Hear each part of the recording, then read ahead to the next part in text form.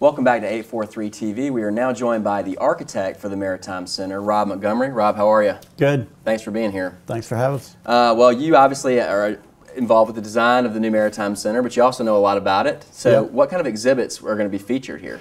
Well, there's going to be a number of tanks with live specimens. When you walk in the main exhibit hall, which is going to be kind of what greets everybody to start, there's going to be a 10-foot diameter tank that's going to feature cobia, shark, stingrays, that kind of thing.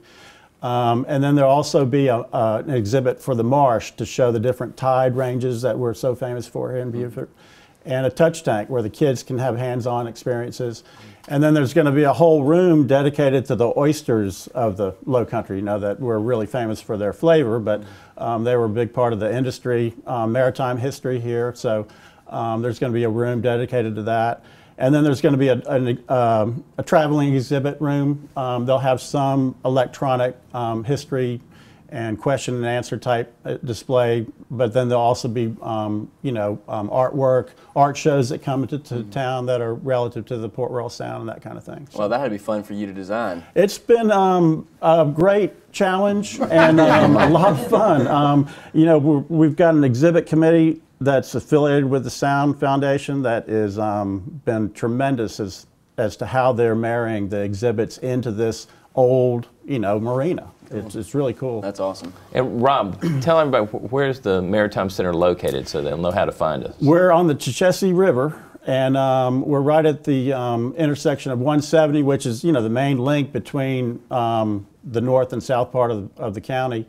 And so it's you can't miss it whether you're coming by boat or by land. So, and you've got some history on the marina itself that used to be here. I think you used to participate in this marina. Oh yeah, it's I think the marina started in the 1940s, and then there was also a restaurant affiliated with it, and so it's had a long history with the community, both the been heres and the come heres. And wasn't there an antique store here at one time? There was the Den of Antiquity. See, everybody will remember that. That was William Sproat was a gentleman who had the marina, the antique store, and also a restaurant. I think it was Riverdale was the name of the restaurant. So there's been a lot here. A lot of different things, yeah. And there was a lot of work to save this building. I mean, sure. Because there were a lot of plans to take it down and redevelop the whole territory. And the other thing that is so cool about it, I think, is that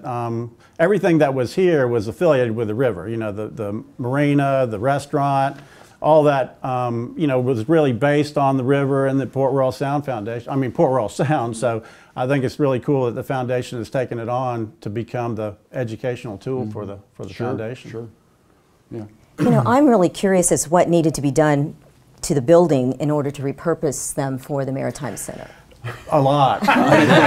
It was a building that was kind of put together in phases. They just kind of added things as they needed it. Yeah, exactly. The Maritime Center, the marina.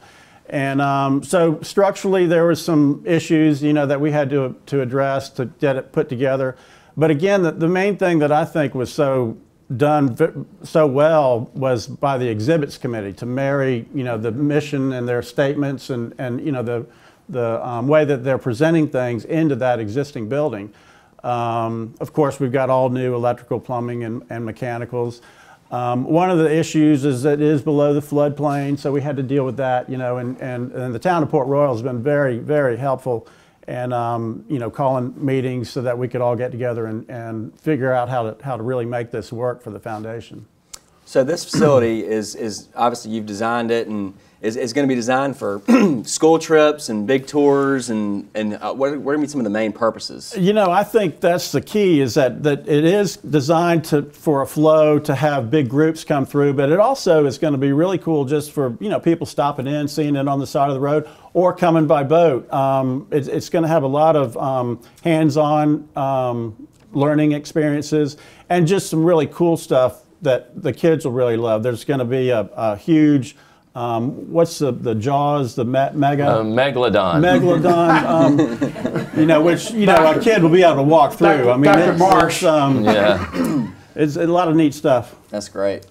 So is a megalodon like a shark, or? Those are those giant shark teeth they find. It's in the same genus as the great white shark. Oh, wow. But it lived about 2 or 3 million years ago and was about 55 feet long. That's great.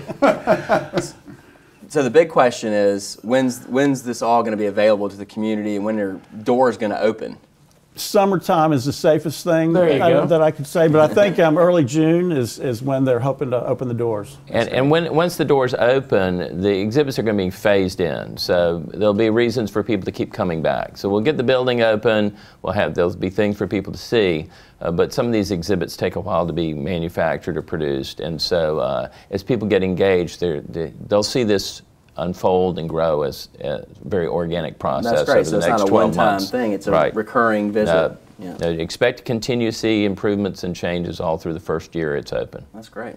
Well, thank you for being here today and telling us a little bit about the architecture. I can't wait to see it. It's going to be fantastic. Yeah, me too. It's going to be neat. Yeah, he was inspecting this morning, so doing a walkthrough. That's good. We appreciate you being here. Great. And stay with us. We'll be back with more 843 TV.